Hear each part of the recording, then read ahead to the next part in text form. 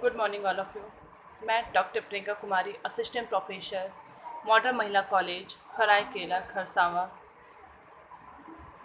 मैं आज इस वीडियो के माध्यम से UG semester 5th core 11 history of India paper से भारत छोड़ो आंदोलन के परिणाम के बारे में कुछ बताने जा रही हूँ।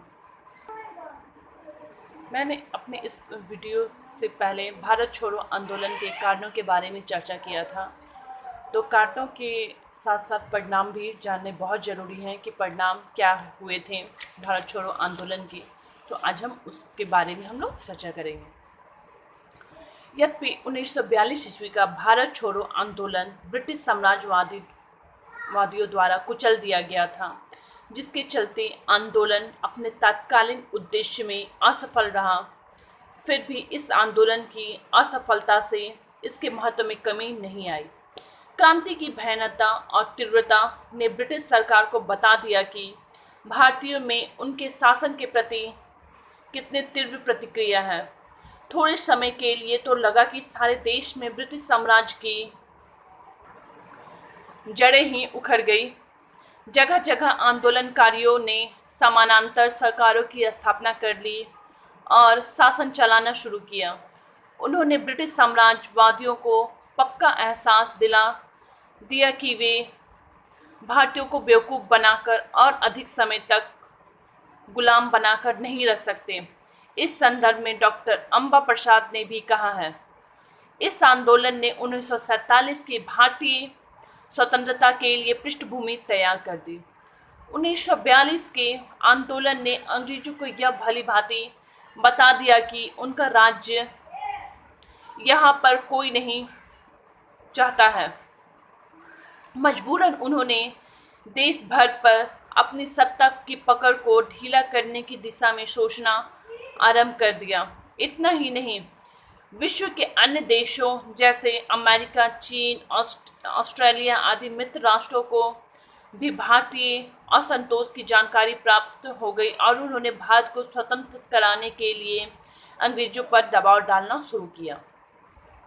यद्यपि 1942 का आंदोलन असफल हो गया, लेकिन इसने जनता में जो राजनीतिक चेतना पैदा कर दी वह समाप्त नहीं हो सकी।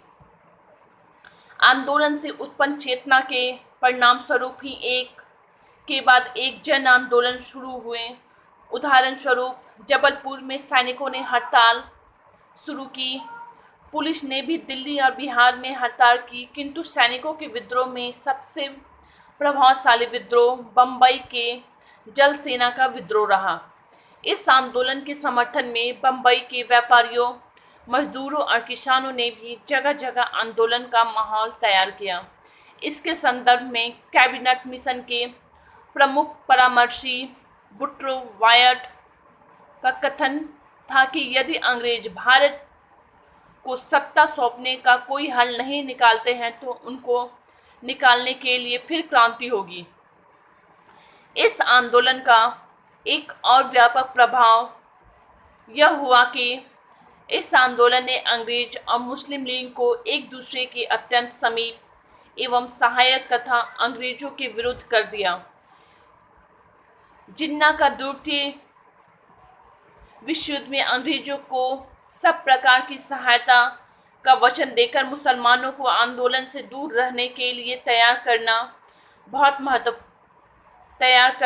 महत्वपूर्ण था। अंग्रेजों ने ऐसे कठिन समय में जब जापान तेजी से विजय करता हुआ भारत के द्वार पर आक्रमण करने के लिए खड़ा था, जिन्ना की सहायता को बहुत मूल्यवान समझा गया। इसलिए बाद में उन्हें जब स्वतंत्रता देनी पड़ी तो उन्होंने जिन्ना का साथ दिया और उसे पाकिस्तान भी दे दिया। इस प्रकार 1942 की क्रांति ने भारतीयों में जो जागृति पैदा की, उससे विवश होकर अंग्रेजों को आज़ादी देनी पड़ी। भले ही उन्होंने भारत को दो खंडों में बांटकर आज़ादी प्रदान की। धन्यवाद।